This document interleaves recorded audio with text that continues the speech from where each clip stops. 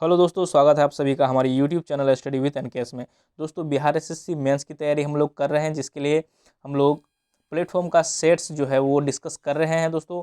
तो आज हम लोग प्लेटफॉर्म का सेट नंबर 6 डिस्कस करेंगे, जिसमें जितने भी जीके और जीएस के प्रश्न हैं सारे ही प्रश्न को डिस्कस किया जाएगा। तो दोस्तों, वीडियो को एंड तक आप लोगों को ज़रूर देखना है। साथ में दोस्तों, आप चैनल पे पहली बार आए हैं तो चैनल को जरूर सब्सक्राइब कर लीजिएगा, वीडियो को लाइक करिएगा, दोस्तों के साथ शेयर करिएगा। चलिए दोस्तों, शुरू करते हैं। पहला प्रश्न देखिए। पहला प्रश्न जो है, संगम साहित्य के संरक्षक कौन थे? ठीक है दोस्तों, तो संगम साहित्य के संरक्षक की बात करें तो ये पांड्य वंश थे। ऑप्शन नंबर सी जो है राइट आंसर हो जाएगा। ठीक है दोस्तों, संगम साहित्य के संरक्षक कौन थे? तो पांड्य थे। ठीक है दोस्तों, पांड्य वंश थे।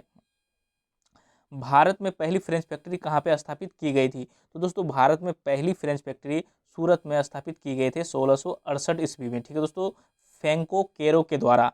अगर बात करें अंग्रेजों की, तो अंग्रेजों ने भी अपनी पहली व्यापारिक जो फैक्ट्री है वो सूरत में ही लगाई थी 1608 ईस्वी में। ठीक है दोस्तों, तो इसको भी आप ध्यान में रखिएगा। चलिए आगे बढ़ते हैं।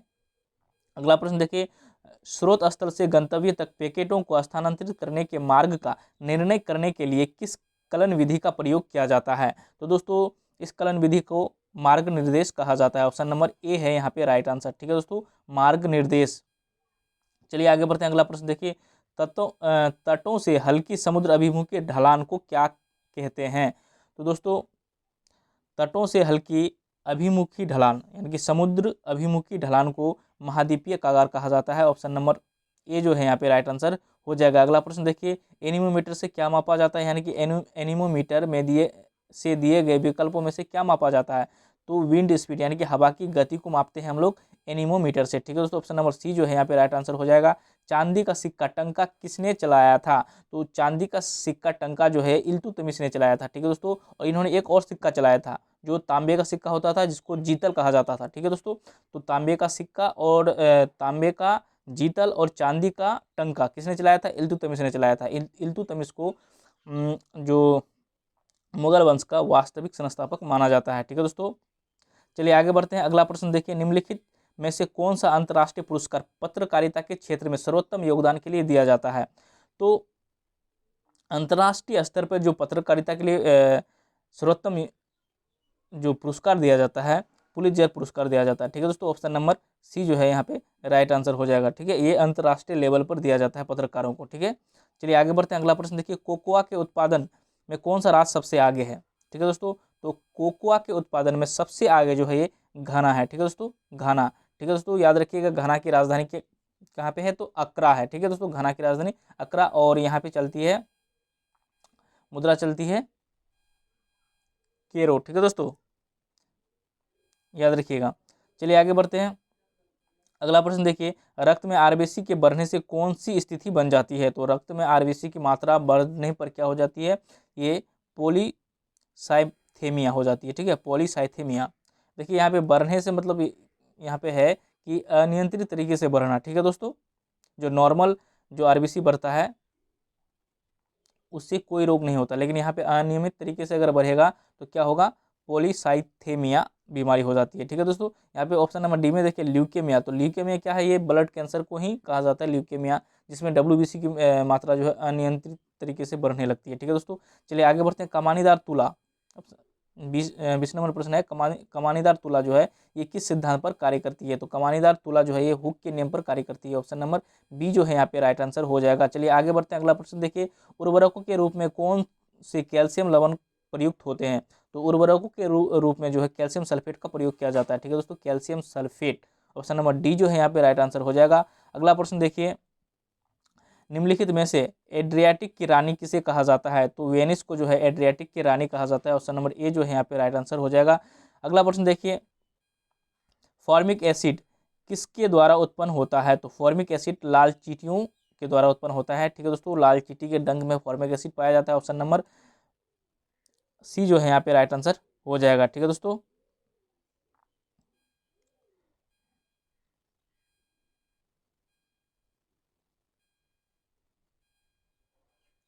चलिए आगे बढ़ते हैं। अगला प्रश्न देखिए। निम्नलिखित में से फास्फोरस का कौन सा रूप सबसे ज्यादा प्रतिक्रियाशील होता है? ठीक है दोस्तों, प्रतिक्रियाशील है। तो श्वेत फास्फोरस जो है सबसे ज़्यादा प्रतिक्रियाशील होता है, ठीक है दोस्तों, श्वेत फास्फोरस। और याद रखिएगा श्वेत फास्फोरस क्या होता है कि हवा के संपर्क में आने पर स्वतः जो है जल उठता है, ठीक है दोस्तों, यानी कि ऑक्सीजन के संपर्क में आने पर। तो ऑप्शन नंबर बी जो है यहाँ पे राइट आंसर हो जाएगा।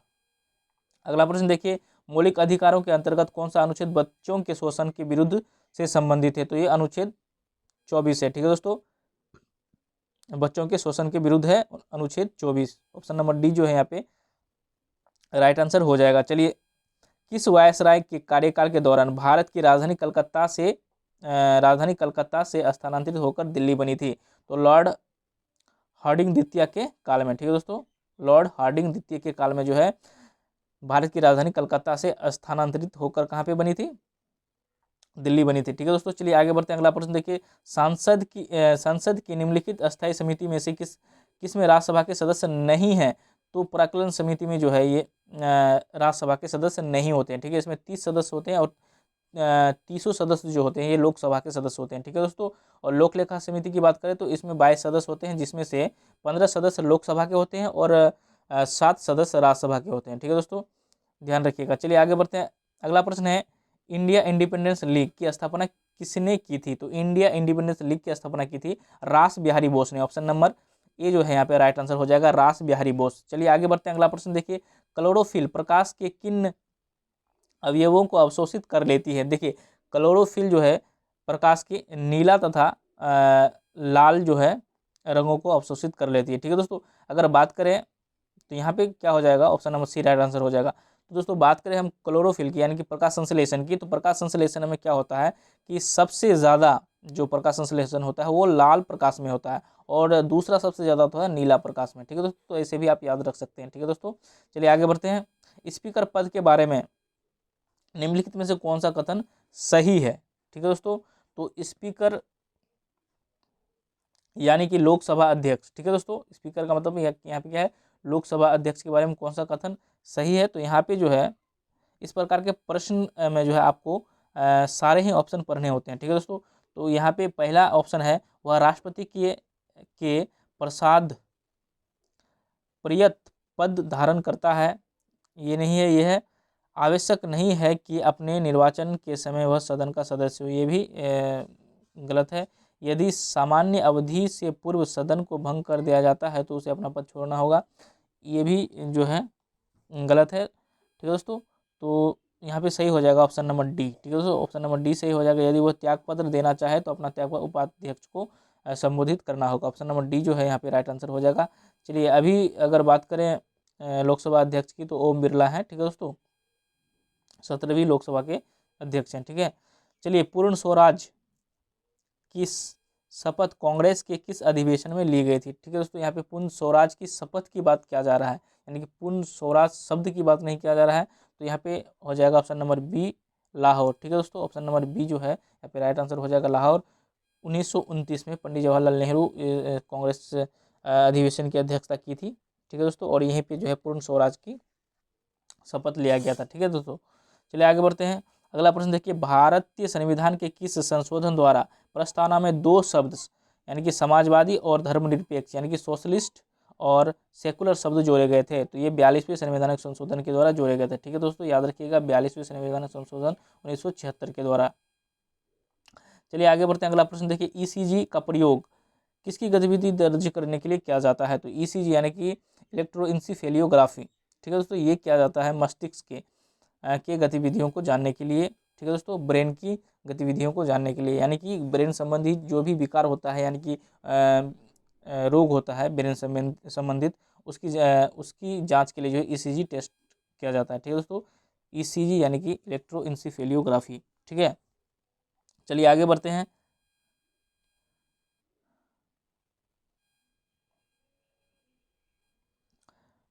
अगला प्रश्न देखिए, केंद्रीय अन्वेषण और सूचना ब्यूरो भारत के संविधान की 7वीं अनुसूची में दी गई किस सूची में सूचीबद्ध है? ठीक है दोस्तों, यानी कि भारत की 7वीं अनुसूची में जो है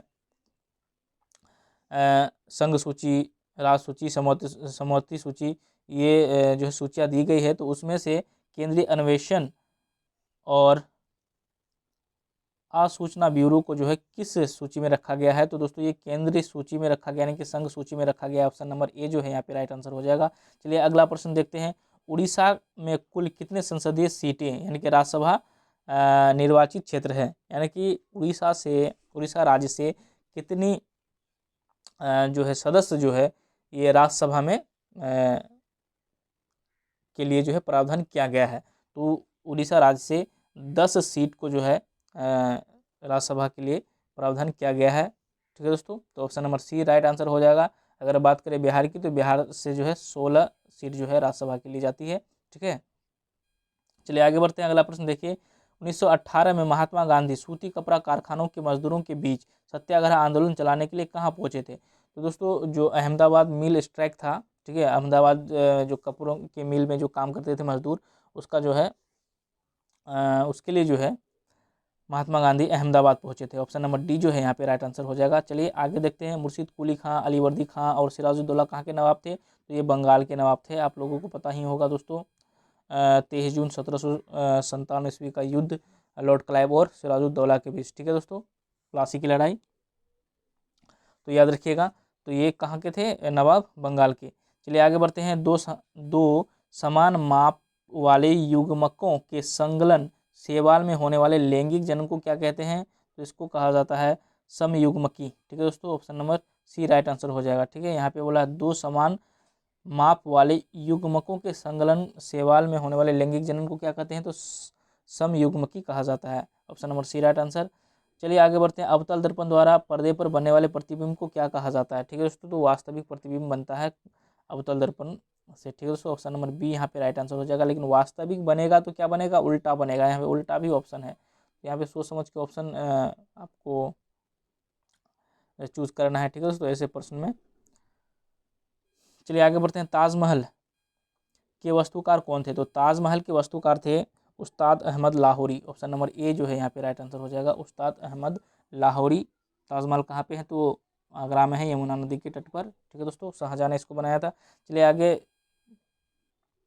बढ़ते हैं। दिए गए विकल्पों में से विषम शब्द को चुनिए। ठीक है दोस्तों, यहाँ पे है कुचिपुड़ी जो कि एक लोक नृत्य है, कहाँ का? आंध्र प्रदेश का। कथक कहाँ का है? उत्तर भारत का। और भांगड़ा है पंजाब का। पोंगल क्या है? पोंगल त्योहार है, यह कोई लोक नृत्य नहीं है। तो ऑप्शन नंबर डी जो है यहाँ पे राइट आंसर हो जाएगा। चलिए आगे बढ़ते हैं।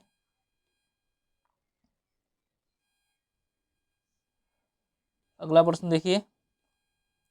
निम्नलिखित में से कौन सी मिट्टी नाइट्रोजन नियतन को प्रेरित करता है? ठीक है दोस्तों, नाइट्रोजन नियतन को परिवर्तित करता है, तो ये बैक्टीरिया है। ठीक है दोस्तों, बैक्टीरिया जैसे कि आपका जैसे ल्यूमिनस प्लांट होते हैं, जैसे दलहनी पौधे होते हैं, उसके जड़ों में जो है पाया जाता है। ठीक है दोस्तों, जैसे बैक्टीरिया पाया जाता है, जैसे आप नाम याद रख सकते हैं, राइबोजियम है। ठीक है, राइजोबियम। ठीक है दोस्तों, ऑप्शन नंबर यहाँ पे बी जो है यहाँ पे राइट आंसर होगा, बैक्टीरिया। चलिए आगे बढ़ते हैं। निम्नलिखित में से कौन सी सबसे बड़ी ज्ञात कोशिका है? तो दोस्तों शुतुरमुर्ग की अंडे की जो कोशिका होती है वो सबसे बड़ी कोशिका होती है। ऑप्शन नंबर डी जो है यहाँ पे राइट आंसर हो जाएगा। और सबसे छोटी कोशिका की बात करें तो माइकोप्लाज्मा गैलीसेप्टिकम। ठीक है दोस्तों, सबसे छोटा सेल होता है। ठीक है दोस्तों, सबसे छोटा कोशिका होता है। और सबसे बड़ा कोशिका शुतुरमुर्ग की अंडे की कोशिका। और याद रखिएगा, सबसे बड़ा जो पक्षी है वो शुतुरमुर्ग ही है अभी, जो अभी एग्जिस्ट करता है। ठीक है दोस्तों, पृथ्वी पर। अगला प्रश्न देखिए। वायुमंडल की सबसे निचली परत को क्या कहा जाता है? तो वायुमंडल की सबसे निचली परत को कहा जाता है ट्रोपोस्फेयर। ठीक है दोस्तों, ट्रोपोस्फेयर यानी कि क्षोभ मंडल कहा जाता है। और क्षोभ मंडल में ही जो है सारी मौसमी घटनाएं होती है। ठीक है दोस्तों, चलिए आगे बढ़ते हैं। हवा महल किसने बनवाया था? तो हवा महल बनवाया था राजा जो है प्रताप सिंह ने। Option number B right answer होगा, महाराजा प्रताप सिंह के द्वारा। और हवा महल कहाँ पे है? तो ये राजस्थान में है, जयपुर में। ठीक है दोस्तों, चलिए आगे बढ़ते हैं। डांडिया देश की एक लोकप्रिय नृत्य शैली है, तो ये डांडिया कहाँ पे? गुजरात की जो है एक लोकप्रिय जो है नृत्य शैली है। ठीक है दोस्तों, चलिए आगे बढ़ते हैं। राजस्थान के केवलादेव घाना राष्ट्रीय उद्यान को पहले किस नाम से जाना जाता था? तो पहले जो है भरतपुर पक्षी अभ्यारण्य के नाम से जाना जाता था। ऑप्शन नंबर सी जो है यहाँ पे राइट आंसर हो जाएगा। चलिए आगे बढ़ते हैं। अगला प्रश्न है, सबसे बड़े और सबसे गहरे महासागर का नाम क्या है? तो दोस्तों सबसे बड़ा और सबसे गहरा महासागर है जो है वो है प्रशांत महासागर, option number B right answer हो जाएगा पैसिफिक ओशियन। ठीक है दोस्तों, प्रशांत महासागर, प्रशांत महासागर का क्षेत्र अकेले इतना है जितना कि पूरे पृथ्वी पर जो सूखा भाग है उसके लगभग बराबर जो है प्रशांत महासागर का एरिया है। ठीक है दोस्तों, चलिए आगे बढ़ते हैं। अगला प्रश्न देखिए, चाणक्य को डेस नाम से भी जाना जाता था। तो दोस्तों चाणक्य को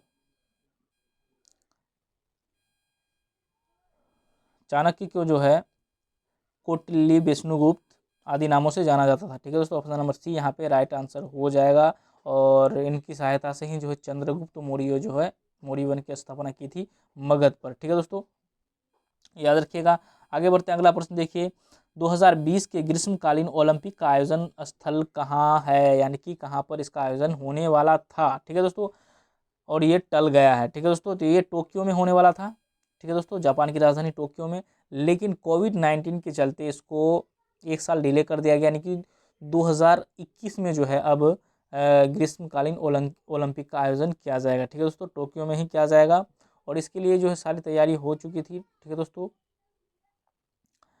तो चलिए दोस्तों एक चीज़ और याद रखें, यहाँ पे जो टोक्यो है इससे पहले भी जो है ओलंपिक खेलों का आयोजन कर चुका है 1960 में। ठीक है दोस्तों, 1960 में जो है टोक्यो सबसे पहले जो है और सबसे पहला एशियन सिटी था, एशियन शहर था, एशियाई शहर था जिसने ओलंपिक खेलों को जो है आयोजन किया था। ठीक है दोस्तों, 1960 में, और ये दूसरी बार होगा। ठीक है दोस्तों, तो एशिया का ऐसा शहर जो 2 बार ओलंपिक खेलों का आयोजन करेगा वो टोक्यो ही होगा। तो इन सारी बातों को ध्यान में रखिएगा। चलिए आगे बढ़ते हैं, अगला प्रश्न देखिए, गंगा नदी और सिंधु नदी तंत्र के बीच कौन सा क्षेत्र है जो जल क्षेत्र को पृथक करता है। तो इसका आंसर होगा ऑप्शन नंबर डी, अम्बाला जल क्षेत्र। ठीक है दोस्तों, अम्बाला जल क्षेत्र गंगा नदी और सिंधु नदी तंत्र के बीच जो है जल क्षेत्र को पृथक करता है। ठीक है, आगे बढ़ते हैं, अगला प्रश्न देखिए, निम्नलिखित में से कौन सा विश्व का सर्वोच्च पर्यावरण संरक्षण पुरस्कार है। तो दोस्तों गोल्डन पांडा जो पुरस्कार है ये सर्वोत्तम पर्यावरण संरक्षण पुरस्कार है। ठीक है, तो सर्वोत्तम या फिर सर्वोच्च जो है पर्यावरण संरक्षण पुरस्कार है गोल्डन पांडा पुरस्कार। जो पांडा क्या है दोस्तों, पांडा एक भालू की ही तरह दिखने वाला एक जानवर होता है। ठीक है, चलिए आगे बढ़ते हैं, अगला प्रश्न, अमोनियम नाइट्रेट का रासायनिक सूत्र क्या है। ठीक है दोस्तों, अमोनियम नाइट्रेट का सूत्र है NH4NO3, ऑप्शन नंबर बी है यहाँ पे राइट आंसर, NH4NO3। ठीक है दोस्तों, अमोनियम नाइट्रेट। आगे बढ़ते हैं, अगला प्रश्न देखिए, निम्नलिखित तत्वों में से किसका सबसे कम गलनांक है। तो सबसे कम गलनांक है जेनॉन का। ठीक है दोस्तों, ये एक अक्रिय गैस है जिसको बोलते हैं नोवेल गैस। ठीक है दोस्तों, तो जेनॉन का जो है सबसे कम क्या होगा, गलनांक होगा। चलिए आगे बढ़ते हैं, अगला प्रश्न देखिए, भौतिक मात्रा प्रेरकत्व की इकाई क्या है। तो प्रेरकत्व की इकाई जो है ये हेनरी होता है। ठीक है दोस्तों, याद रखिएगा, option number C right answer होगा, हेनरी। ठीक है दोस्तों, शिव गुफा किस गुफा में स्थित है। तो शिव गुफा जो है ये एलिफेंटा गुफा में स्थित है। ठीक है दोस्तों, मुंबई से 110 किलोमीटर जो है समुद्र यानी कि अरब सागर में जो है ये गुफा है। ठीक है दोस्तों, एक टापू है, तो option number C right answer हो जाएगा। टाइटन किस ग्रह का उपग्रह है। तो टाइटन जो है ये शनि ग्रह का उपग्रह है, और याद रखिएगा शनि ग्रह का सबसे बड़ा उपग्रह है टाइटन। और अगर बात करें पूरे सौरमंडल की, तो सौरमंडल का दूसरा सबसे बड़ा उपग्रह है टाइटन। ठीक है,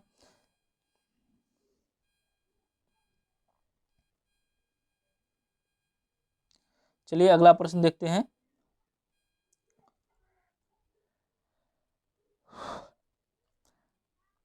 गैल्वेनोमीटर को किससे जोड़कर वोल्ट मीटर में परिवर्तित किया जा सकता है। ठीक है दोस्तों, तो गैल्वेनोमीटर को जो है श्रेणी में उच्च प्रतिरोध जोड़कर जो है श्रेणी में उच्च प्रतिरोध जोड़कर वोल्ट मीटर में परिवर्तित किया जा सकता है। ठीक है दोस्तों, तो ऑप्शन नंबर बी यहाँ पे राइट आंसर हो जाएगा। ठीक है दोस्तों, श्रेणी में उच्च प्रतिरोध जोड़कर। निम्नलिखित संशोधन में से किसे भारत का लघु संविधान भी कहा जाता है, यानी कि मिनी कॉन्स्टिट्यूशन कहा जाता है 42वें संवैधानिक संशोधन को। ठीक है दोस्तों, तो ये हुआ था 1976 में। ठीक है, 42वें संवैधानिक संशोधन, तो याद रखिएगा, option number B right answer होगा। यहाँ पे देखिए मिलान करने के लिए दिया गया है, तो बृहदेश्वर मंदिर ये कहाँ पे है? तो दोस्तों ये बृहदेश्वर मंदिर जो है तंजौर में है। ठीक है दोस्तों, कहाँ पे है? तंजौर। और ये कहाँ पे है? तमिलनाडु में। तो ऑप्शन नंबर 1 का हो जाएगा बी। दिलवारा जैन मंदिर ये कहाँ पे है? ये है राजस्थान, माउंट आबू पर।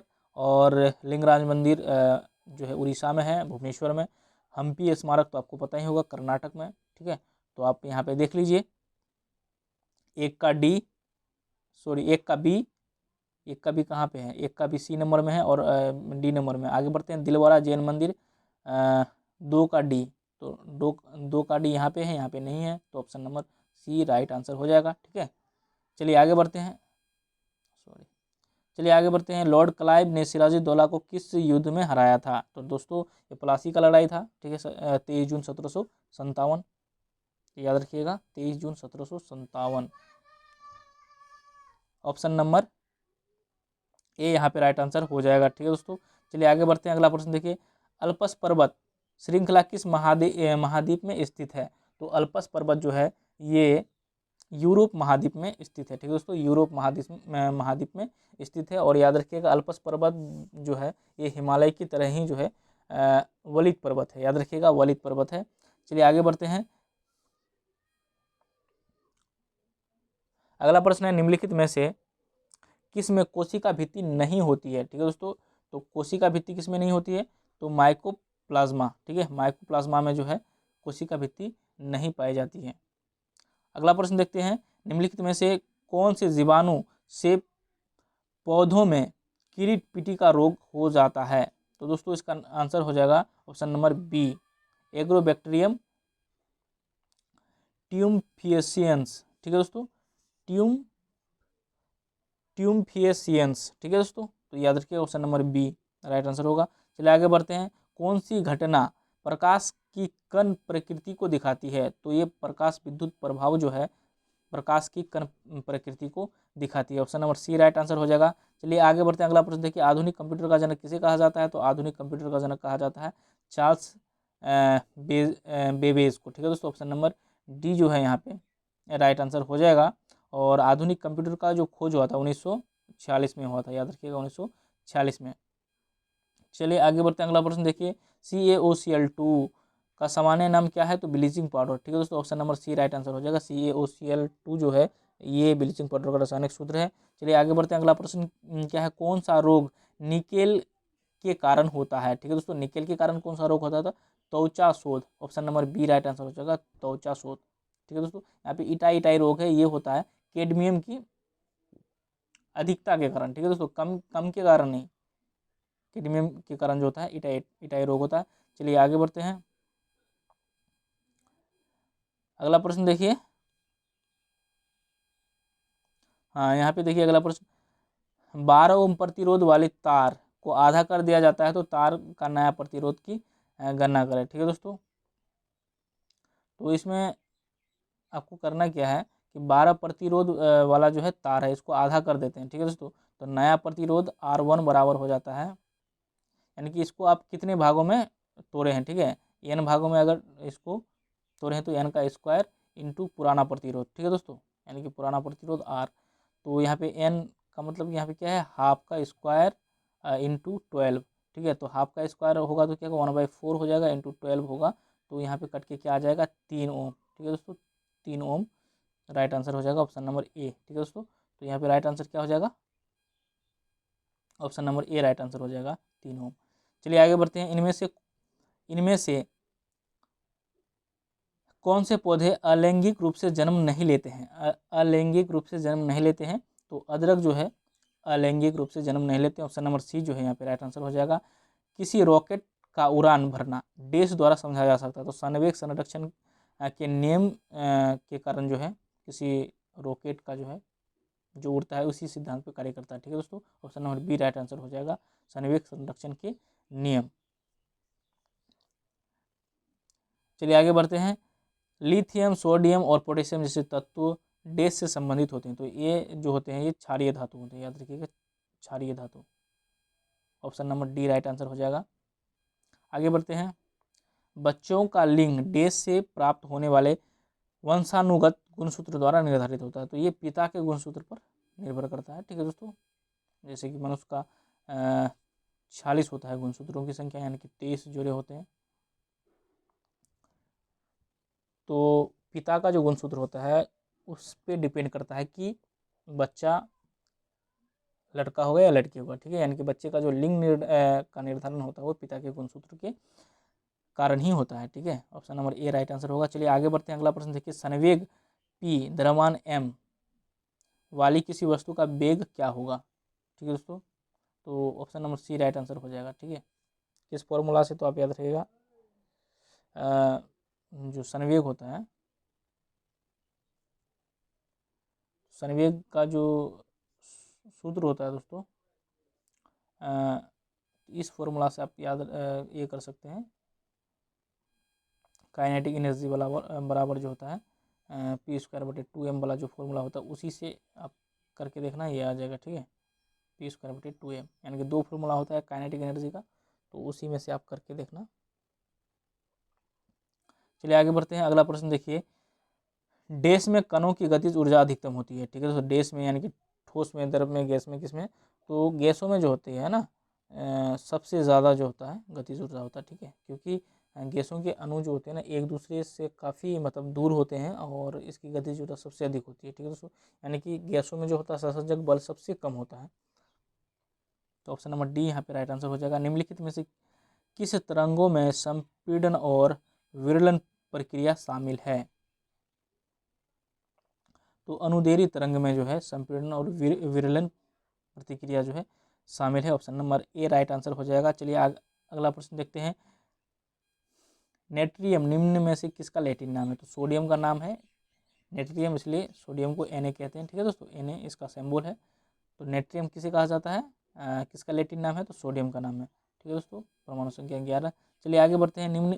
निम्न में से कौन सी ताप मापन की एसआई इकाई है। ठीक है दोस्तों, तो केल्विन जो है तापमान की एसआई इकाई क्या है, केल्विन है। Option number D right answer हो जाएगा। ठीक है दोस्तों, सेल्सियस भी है, फ़ारेनहाइट भी है। ठीक है दोस्तों, लेकिन यहाँ पे एसआई मात्रक पूछा है तो केल्विन जो है एसआई मात्रक है। ठीक है, चलिए अगला प्रश्न हम लोग देखते हैं। अगला प्रश्न है, यूस्टोकी नलिका मानव शरीर के किस भाग में स्थित होता है। ठीक है, तो यूस्टोकी नलिका जो है ये मानव शरीर के कान में जो है, कान का जो है भाग होता है। ठीक है दोस्तों, कान में पाया जाता है। Option number B right answer हो जाएगा। चलिए आगे बढ़ते हैं। ककोलत जलप्रपात बिहार के किस जिले में स्थित है। तो ककोलत जलप्रपात बिहार के नवादा जिले में स्थित है, याद रखिएगा, नवादा जिले में। ठीक है, चलिए आगे बढ़ते हैं। अगला प्रश्न देखते हैं। 2011 की जनगणना के अनुसार बिहार के किस जिले की जनसंख्या घनत्व सर्वाधिक है। तो शिवहर जिले की जो है जनघनत्व सबसे ज़्यादा 2011 की जनगणना के अनुसार। ऑप्शन नंबर बी जो है यहाँ पे राइट आंसर हो जाएगा। अगला प्रश्न देखते हैं। 2011 की जनगणना के आधार पर किस जिले की सर्वाधिक जनसंख्या है। तो दोस्तों यहाँ पे अभी पटना की जो है जनसंख्या सबसे ज़्यादा होगी, क्योंकि पटना जो है बिहार की राजधानी है। तो याद रखिएगा। आगे देखते हैं।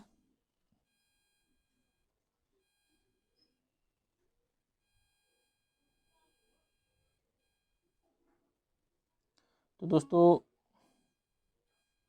और प्रश्न तो है नहीं, हाँ है, चलिए, और यहाँ पे जो है कुछ प्रश्न बचे हैं। तो देखिए दोस्तों, हाल ही में किस राज्य सरकार ने शिशु सुरक्षा मोबाइल ऐप को लॉन्च किया है। तो असम सरकार ने जो है शिशु सुरक्षा मोबाइल ऐप को लॉन्च किया था। ठीक है दोस्तों, ऑप्शन नंबर ए यहाँ पे राइट आंसर होगा। अगला प्रश्न देखिए, संयुक्त राष्ट्र द्वारा 2020 में किए जाने वाले विकास कार्यों में किस देश को 1,35,00,000 का सहयोग देने का संकल्प जताया है। तो ये भारत को। ठीक है दोस्तों, 1,35,00,000 का सहयोग देने का जो है संकल्प जताया है। आगे बढ़ते हैं। अगला प्रश्न देखिए, सुप्रीम कोर्ट ने किस मंदिर में महिलाओं के प्रवेश से संबंधित पुनर्विचार याचिका पर सुनवाई करते हुए मामला 7 जजों की बेंच को भेज दिया है। तो ये सबरीमला मंदिर जो कि केरल में है। ठीक है दोस्तों, शायद पथानमथिट्टा डिस्ट्रिक्ट में है और यहाँ पे अयप्पा, भगवान अयप्पा की पूजा की जाती है, अयप्पा। ठीक है, तो याद रखिएगा। तो दोस्तों यहाँ पे सारे प्रश्न जो है समाप्त हुए। और दोस्तों वीडियो आप लोगों को कैसा लगा ज़रूर आप लोग कमेंट करके बताइएगा दोस्तों। और वीडियो अच्छा लगा तो लाइक ज़रूर कर दीजिएगा, दोस्तों के साथ शेयर कर दीजिएगा और दोस्तों चैनल को सब्सक्राइब जरूर कर लीजिएगा। तो दोस्तों मिलते हैं अगले वीडियो में, तब तक के लिए टेक केयर, बाय बाय।